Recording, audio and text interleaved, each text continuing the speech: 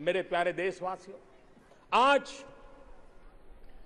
इस लाल किले की प्राचीर से मैं देशवासियों को एक खुशखबरी सुनाना चाहता हूं।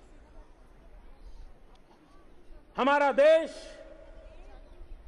अंतरिक्ष की दुनिया में प्रगति करता रहा है, लेकिन हमने सपना देखा है, हमारे वैज्ञानिकों ने सपना देखा है, हमारे देश ने संकल्प किया है कि 2022 जब आजादी के 75 साल होंगे, तब यहां हो सके तो उससे पहले आजादी का 75 साल मनाएंगे। तब तक मां भारत का कोई संतान, चाहे बेटा हो या बेटी, कोई भी हो सकता है, वे